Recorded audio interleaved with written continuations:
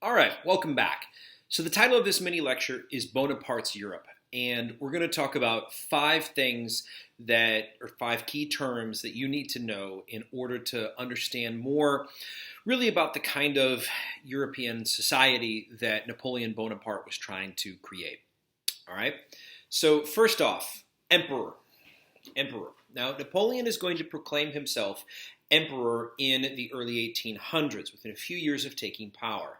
And in doing so, he really is going to kind of seal the deal that the French Revolution and many of its goals, right, are flat out, they're done for, they're gone. When historians talk about and write about Europe's 19th century, often they do so by referring to it as the long 19th century, and they usually don't say that it goes from 1800 to 1900. It'll be 1789 to 1914, or other variables. But generally, right, Napoleon taking power, right, in 1799, and then his proclamation of himself as an emperor a few years later, really is kind of a key part of this, a shift in European politics and social order. All right, second term for us, Napoleonic Code. Hint, hint, Napoleonic Code. So as Napoleon's armies, as the French armies go across Europe, right, into modern Austria and modern Germany and into modern Spain, one of the things they're going to try to do is kind of rip up, reshape, alter the basic legal constructions and precedents that existed there for centuries and centuries and centuries.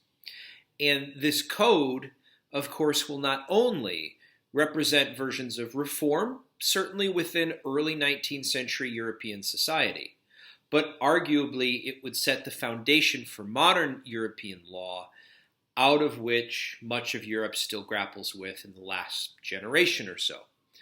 There's a great documentary that came out a few years ago about the treatment of LGBTQ community individuals in Germany, and how German law was partly related back to certainly the era of the Nazis, but before that to Napoleonic law and the Napoleonic Code. So there's a lot to it, but it's really kind of fascinating stuff. So Napoleonic Code. Third, Austerlitz and Jena.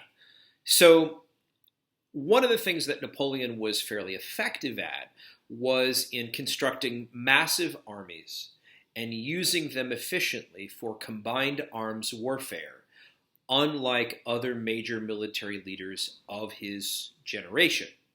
Now, this had positives, this had negatives, and in the first decade or so of his power, he is able to marshal these forces to great effect, particularly at these big battles, Austerlitz and Jena, where he is successful.